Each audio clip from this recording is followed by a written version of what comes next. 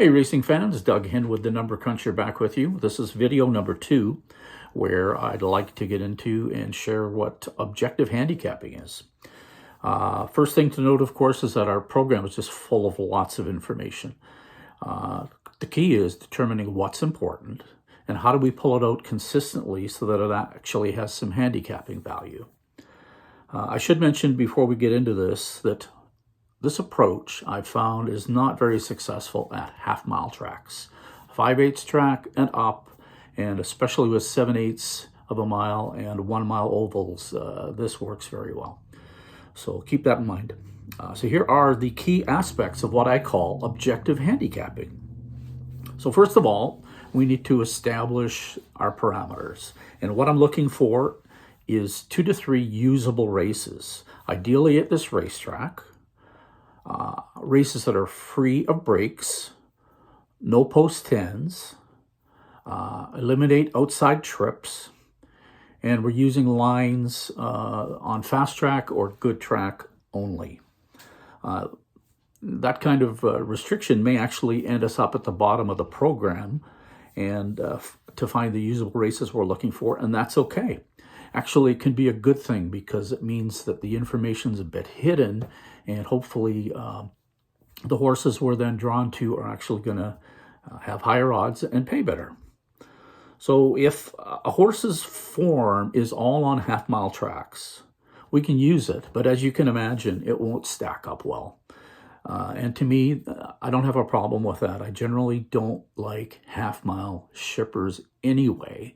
My thinking is if they're coming in from the B track, for example, if they were good enough to run at the A track, they'd already be there. And for sure, occasionally you're going to have a star or somebody who's just on their game.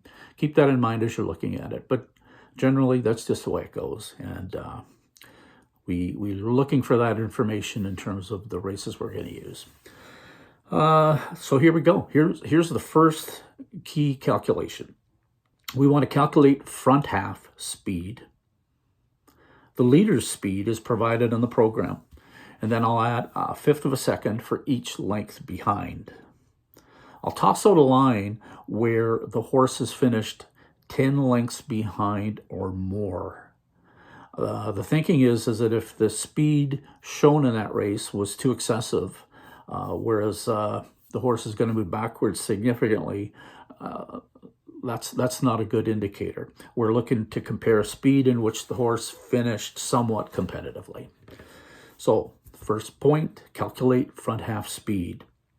Next, I want to calculate middle move horses, if any, in the race.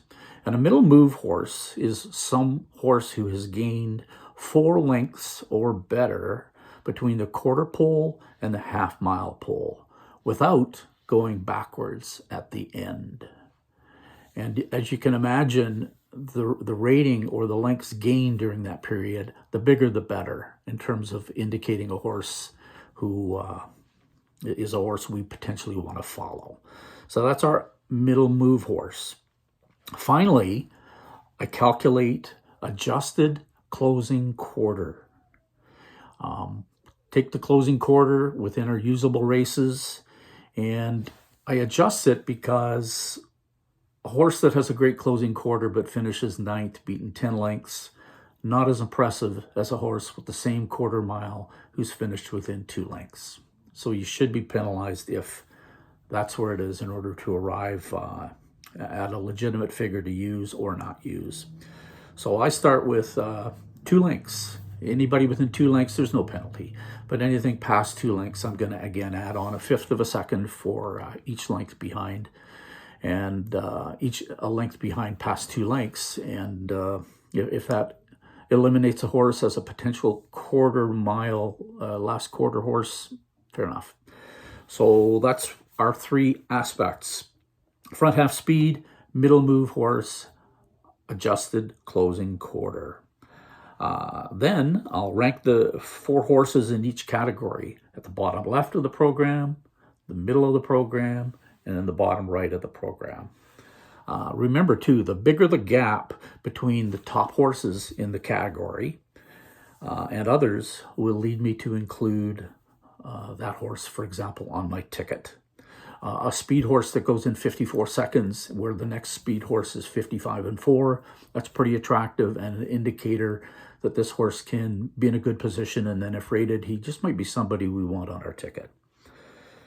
Remember, though, that these calculations aren't guaranteeing that the horse will perform the same way today, but it does show that the horse is capable of performing to that calculation. So that's really what we're looking for.